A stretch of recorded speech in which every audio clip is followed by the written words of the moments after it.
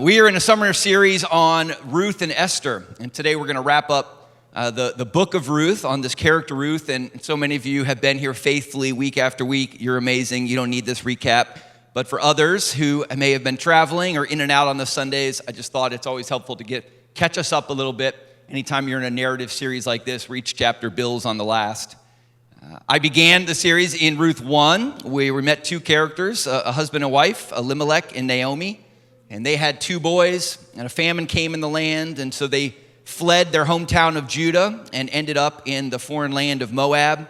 And while they were there in Moab, the patriarch Elimelech died, and so Naomi had to find wives for her two younger boys, and so they took local women, local Moabite wives, and then over time, those two boys died. And so now Naomi was alone as a widow, and she had two daughter-in-laws who were both widows. In the midst of all of that grief and them wondering what are they going to do, they hear a rumor that God has revisited Judah and the famine is over. And so Naomi realizes, I'm going to go home to my home culture, but it doesn't make any sense for these Moabite women to come with me. I have no kids to give them. So she sends them to go home and releases them so that she can head back. And as you remember the story, one of the women, Orpah, releases her and decides to head home. But Ruth, it says, clings to her. Ruth covenanted herself to Naomi in this remarkable act of love and sacrifice. Wherever you go, I will go. Wherever you die, I will die. Your people will be my people. Your God will be my God. I will stay with you. And so they head back and arrive in Judah as widows.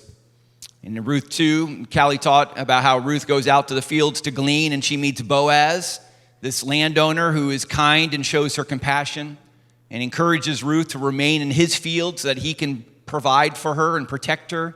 And Ruth's kind of blown away. As a foreigner, as a Moabite, that somebody would show favor on me as a stranger. And she goes home and tells her mother-in-law, and Naomi says, that's actually remarkable. You don't know this, but Boaz is actually of my husband's line, your father-in-law. He actually has the power to potentially redeem you, to marry you and take you in. Stay in that field with him. And then eventually they hatch this scheme where Ruth shows up at the threshing floor in chapter 3 and actually lays herself at Boaz's feet and an act of submission and basically a marriage proposal, but one not from a position of strength of will you marry me, but more of will you please take me in as your wife because you're my only hope of getting out of this poverty as a widow. And so Boaz, recognizing that he's a kinsman redeemer, looks at her and says, I would love to, but actually you don't even know this, and apparently Naomi doesn't either, but there's one family relative even closer in line to Elimelech than me, and so in his honorable state, he says it's only appropriate for me to go and check with him first. And so that's how we ended Ruth 3, is with Boaz saying that he would have to go check with the other kinsman redeemer, and Ruth and Naomi's future still kind of held in limbo. Who's going to take them in? And so we'll start in Ruth chapter 4 and verse 1. Meanwhile, Boaz went up to the town gate, and he sat down there just as the guardian redeemer he had mentioned came along. Boaz said, come over here, my friend, and sit down. So he went over and sat down. And Boaz took 10 of the elders of the town, and he said, sit here, and they did so, basically creating a little courtroom situation. And he said to the guardian redeemer, Naomi, who has come back from Moab, is selling the piece of land that belonged to our relative Elimelech. I thought I should bring the matter to your attention and suggest that you buy it in the presence of these seated here and in the presence of the elders of my people. If you will redeem it, do so. But if you will not, tell me so I will know, for no one has the right to do it except you, and then I am next in line. So the relative, whose name we never get apparently, Joe relative, says, I will redeem it. Boaz doing the honorable thing, giving the close relative an opportunity to acquire the land, basically saying, if you take in the woman, you get the land. There's probably some financial value there. I recognize you might want this opportunity, so I'm going to give it to you. And so the relative says, yep, I'm in, I want it. But then Boaz kind of coyly says, well, there's a little bit more to the story than that. Boaz says, well, on the day that you buy the land from Naomi, you also acquire Ruth the Moabite, the dead man's widow, in order to maintain the name of the dead with his property. At this, the guardian redeemer said, then I cannot redeem it, because I might endanger my own estate. You redeem it yourself. I cannot do it. The relative backs out. Remember in week 1 we said there are 4 primary motivations in humans to serve others. There's fear, little kids. That's why they do the right thing. That's why they serve in their families, because they're afraid they might get in trouble. There's self-interest, there's duty, and there's love. And so it seems that this unnamed relative is going to do his duty and take on this woman until he found out that it was actually going to cost him something. Until he found out that he has to marry a foreigner, and there's going to be some shame in that in the culture, and that because Elimelech was alive and this is his family line, you're going to get the land, but if you give her a child, which would be normal, that'd be a way of providing for her so the Elimelech's line could continue, the children will get the land in the end, so it won't even be part of the inheritance. So basically, you're going to babysit this land for a little bit and then eventually have to give it away. You still want to do it? You still feel that communal duty to do the right thing? And he's like, no, actually, there's no reason for me to do this when it comes to self-interest. He says it's going to cost me. It might endanger my own estate. It's too much of a risk. And so as soon as he realizes there's nothing in it for him, he backs out. What's crazy is this is now, in 4 chapters, this is the second example of contrasting characters where you have 2 people, one doing the reasonable thing, kind of maybe the human thing based on self-interest, right? Orpah saying, I can't follow you, I need to go home to my people. Now this relative saying, oh, I can't do it, that's too expensive. But then contrasted to those characters are Ruth and Boaz, who are doing the selfless and sacrificial thing. Boaz is going to inherit the shame of marrying her. Boaz is only going to hold this land until she has kids. He's not in it for the financial advantage, but he's doing the selfless and sacrificial thing that models this covenantal Hesed love that we've been talking about. And so it continues on now. It says, now in earlier times in Israel, for the redemption and transfer of property to become final, one party took off his sandal and gave it to the other. This was the method of legalizing transactions in Israel. So the guardian redeemer said to Boaz, buy it yourself, and he removed his sandal. I just love this fascinating cultural tradition. Like, we're not doing handshake deals, we're not signing contracts, we're exchanging sandals. All right, that's what we're doing. It's like, totally. We should start sandal swapping. Next time you close a house, just take your shoe off and be like, are we good? So Boaz announced to the elders and all the people, today you are witnesses that I have bought from Naomi all the property of Elimelech, Kilion, and Machlon. Those are the names of the boys who died. I have also acquired Ruth the Moabite, Machlon's widow, as my wife, in order to maintain the name of the dead with his property, so that this name will not disappear from among his people or from his hometown. Today you are witnesses. Then the elders and all the people at the gate said, we are witnesses. May the Lord make the woman who is coming into your home like Rachel and Leah, who together built up the family of Israel. May you have standing in Ephrath and may be famous in Bethlehem. Through the offspring the Lord gives you by this young woman, may your family be like that of Perez, who Tamar bore to Judah. Now, I'll be honest, even when I first read this a couple weeks ago for the first time, I didn't really make much of all the women that were being mentioned here. It kind of just seems like he's throwing out random names of honorable women in history. Well, maybe you'll be like Martha Washington, maybe you'll be like Sojourner Truth, just picking women that we know were of value. But the more I looked at this, I realized this is actually not at all what's going on. These are 3 hand-picked women. The 3 names that they put out there, Rachel, Leah, and Tamar. All 3 were foreign women. All 3 were foreign women that married into the Jewish culture. Rachel and Leah, remember, they were Arameans that Jacob took on as wives. You remember that whole story, where he gets kind of tricked into marrying the wrong one and then ends up taking on, he loved Rachel, got stuck with Leah, ended up taking Rachel as well. He was on the run from his brother Esau. So these are foreign wives that marry into the Jewish lineage. And then Tamar was a Canaanite, another foreign woman. And we're going to come back to her story in a minute here. But don't miss the fact that these are 3 foreign women. And what the elders are saying is, actually, there is a historical precedent for foreign women being a blessing to our people. And so may Ruth be like them. So here's the end of the chapter then. So Boaz took Ruth as she became his wife, and she became his wife. And when he made love to her, the Lord enabled her to conceive, and she gave birth to a son. The woman said to Naomi, praise be the Lord, who this day has not left you without a guardian redeemer. May he become famous throughout Israel. He will renew your life and sustain you in your old age. For your daughter-in-law, who loves you and who is better to you than 7 sons, has given him birth." Then Naomi took the child in her arms and cared for him. The women living there said, "Naomi has a son," and they named him Obed.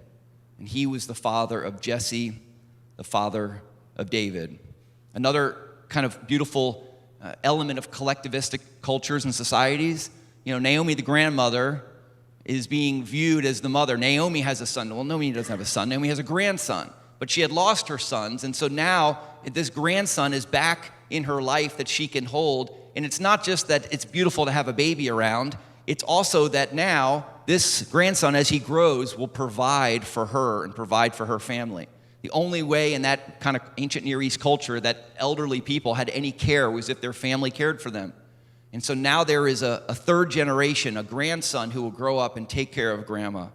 And all of this is meant to be a symbol of God's provision, that he's taking care of them. And it's showing kind of this change in the narrative of Naomi's story, that Naomi had lost her husband, lost her boys. She came home and said, "Don't call me Naomi, my name is Mara." It means bitter. I am a bitter old woman. Life has not been good for me. I left here full and I came back empty. And now all of a sudden that story has changed. And the redemptive twist that all of a sudden Naomi has a child. She's gone from emptiness back to fullness. She's gone from bitterness to joy. And Ruth 4 ends with a genealogy appropriate for Father's Day. This then is the family line of Perez. Perez was the father of Hezron. Hezron, the father of Ram. Ram, the father of Amminadab. Amminadab, the father of Nahshon. Nahshon, the father of Salmon. Salmon, probably, not salmon. Salmon, the father of Boaz. Boaz, the father of Obed. Obed, the father of Jesse. And Jesse, the father of David. If you've read through the Old Testament or you're familiar even with the book of Matthew, you know that genealogies are super important in collective cultures. Because in that society, who you are is determined by who you come from, not what you do. You inherit an identity from your family. You don't achieve an identity. Our culture today is all about you can be anyone you want. You can present whatever your identity is online, and people will validate this self-expression. There was none of that in the ancient Near East. You were who your family was. And if that was a good thing, great. If that was a shameful thing, that's not going to go well for you.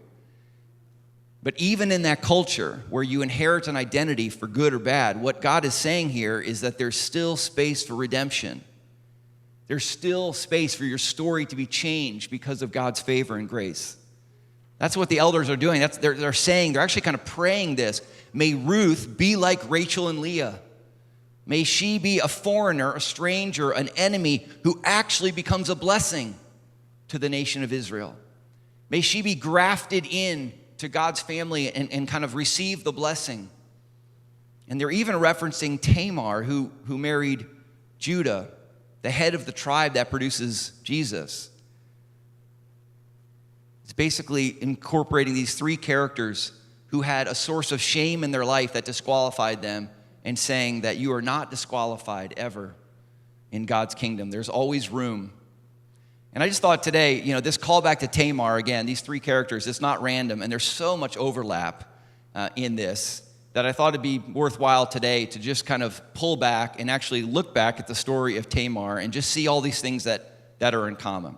And so let me look back to Genesis and catch us up on Tamar, and then we'll bring the 2 ladies together at the end as we close. But in Genesis, of course, we read the story of the patriarchs of the Jewish faith, Abraham, Isaac, and Jacob. Jacob has his name changed to Israel. Israel has 12 sons. That's where we get the 12 tribes. And so one of the 12 sons is named Judah. Now, this is where the stories get confusing because we just went back in history. Now we're talking about the person Judah, the son Judah. But in Ruth, they were living in the city of Judah. Okay? So it's like the original Joe Burbank was a person, and now we live in Burbank. I don't think there was a Joe Burbank, but you get the point. Okay? So now we're back talking about the person Judah, not the city of Judah. You got it. And so Judah, Judah finds a wife for his son. Judah's on the run himself, and he finds a Canaanite woman. His son's name is and he finds a Canaanite woman, and her name is Tamar. And so Tamar, the foreigner, marries the son. Sounds like Ruth. Guess what happens next? The son dies. So just like in Ruth, Tamar is a widow, and what does a widow need in that culture? She needs a guardian redeemer or a kinsman redeemer. She needs a blood relative, a close relative, who has the capacity to take her in and marry her to provide for her. Again, this is not meant to be romantic. It's not meant to be like sister wives. This is just an expression of almost welfare and compassion and justice in that culture, that a widow could not work, and so we don't want women to be poor and destitute. Someone must invite her into the family, and so that's what's going to happen. And so Judah said to Onan, the next brother in line, sleep with your brother's wife and fulfill your duty to her as a brother-in-law to raise up offspring for your brother. But Onan knew that the child would not be his. So whenever he slept with his brother's wife, he spilled his semen on the ground to keep from providing offspring for his brother. What he did was wicked in the Lord's sight, so the Lord put him to death also. Who says the Bible's boring, right? Such a great story. So the second husband is like, sure, yeah, I'll take her, bring her in. Yeah. And then he sleeps with her, but he doesn't want to lose any of his own inheritance, and so he doesn't want to give her a child. Again, self-interest. So he sleeps with her, but then at the last minute, he refuses to actually impregnate her. And what's so offensive is that he's getting a personal source of pleasure and benefit out of this relationship, but refusing to give her, the marginalized, the victim in this situation, the one thing she wants, which is the possibility of a child. Because he doesn't want to lose any of his brother's inheritance. If she doesn't have kids, he gets all of the older brother's stuff. But if he gives the wife a kid, now that kid will inherit it. And I don't really know exactly what the circumstances are, but the Lord put him to death also is just like a good reminder that the Lord takes stuff seriously. I don't know if the Lord executed him or if that's just an idiom in that culture, but he died. And it wasn't great what he did before he died. So now Judah, the father, is like, okay, this woman's been married to two of my boys, and they've both died. I got one more. He's young. He's too young to get married right now.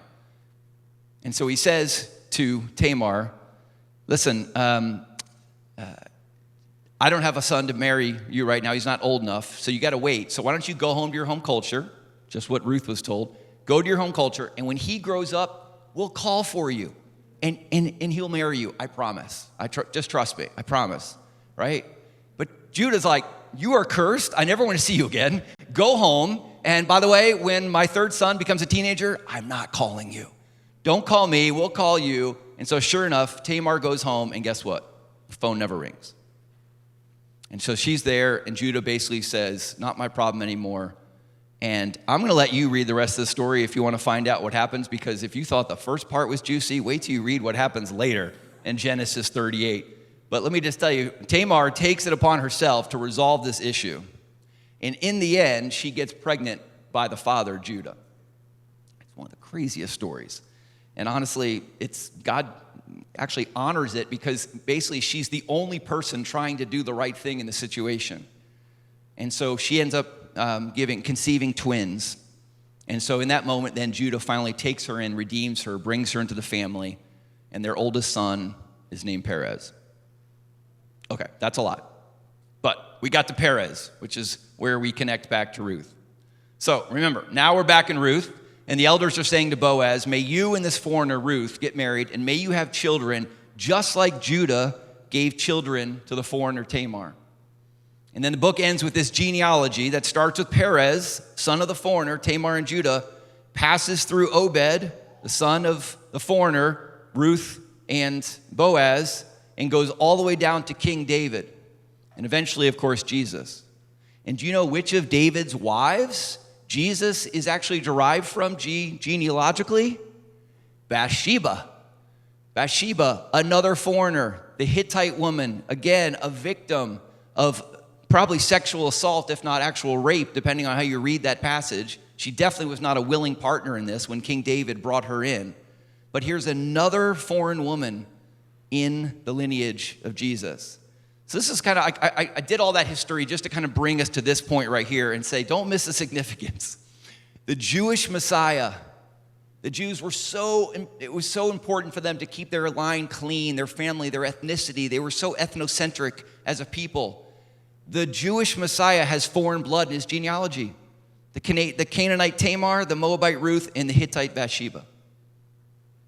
And again, for the Jewish people, that was something they were trying to celebrate and trying to honor, but it's still something they wrestled with. But in God's kingdom economy, it's this incredible story of what we know will eventually come true in the New Testament. Is that God's redemptive plan is inclusive of all nations and tongues and tribes. And it's inclusive of the foreigner and the outsider and even the enemy, because that's what they were considered, as outsiders. And so the theme of Ruth has been this idea of Hesed love. And we've said Hesed love is the commitment to put someone else and their needs before me and my needs. But I think that part of the beauty of this genealogy is that we can also say in a collective society culture, you could rewrite it to say Hesed love is the commitment to put another culture or another community's needs before my culture and my community's needs. And what's so tragic is that even though these stories are woven into Israel's history, by the time we get to, hundreds of years later, to the time we get to the Jewish leaders, the Pharisees, that Jesus encounters, they are the most ethnocentric, most racist group of leaders in the entire community around there. They wouldn't even go into the home of a foreigner because stepping into the home would defile them. That's what they think the heart of God is don't go into the home of an immigrant, a foreigner, a stranger, lest you be defiled. And what they're missing is that Jesus is the incarnation of God. God makes his home in a human body that is filled with foreign DNA. God's like, I'm going to go right into a body that is made with foreign DNA, and you won't even enter into the physical space of a foreigner. You've missed the plot. And so Jesus, as part of his ministry, is constantly trying to help these Jewish leaders see God's heart for the marginalized, God's heart for the foreigner, God's heart for the stranger. And so in the New Testament, when Paul starts writing and Peter starts writing, they will have all these commands about hospitality. The Greek word for hospitality is philoxenia. It literally means love of stranger. And sadly, if you think about swaths of the American church right now, we are probably more marked by xenophobia, fear of stranger. I mean, I'm a card-carrying member as a white evangelical of the social group that continuously on every study has the harshest posture against immigration in our community and in our land. And I'm not here to argue immigration policies. There's a lot of political debate around that. But this idea that the Jesus people, so to speak, would be the harshest towards those that historically God has been the kindest to, there's just something wrong with that. And I'm not sure how we fix it politically or sociologically, but we better fix it in our own hearts first and say that God is calling us to love the stranger, not to hate them. And we did it to ourselves in many ways. I mean, yes, the 80s had stranger danger and don't take the candy and don't get in the white vans, and that kind of freaked everyone out when it came to strangers. But the entire church growth movement in the last 40 years, the 80s and 90s, Saddleback Church, North Point in Atlanta, Willow Creek, all of that church growth was based on a sociological construct called the homogeneous unit principle, written by this guy, Donald McGravin, who basically said the fastest way to grow a culture is to simply go after people who are like you. That like attracts like. Don't try to have diversity. Just go for unity and uniformity and attract people who are like your leaders. And so these churches thrived in suburban white contexts where like was attracting like.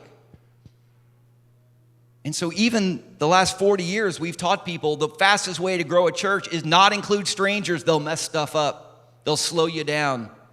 Just love people like you, and you'll have a great, big, successful church. And I just wonder if Jesus is looking down, being like, that's a big church, man, but that ain't my church. That doesn't reflect my heart. I've had to repent even of, I practice these strategies, in a sense, in my early years as a church leader, and so even I've had to repent and reconcile with the way I've participated in this sort of injustice. I mean, hospitality is not just throwing dinner parties for your friends. Hospitality is welcoming the stranger into your life, into your home.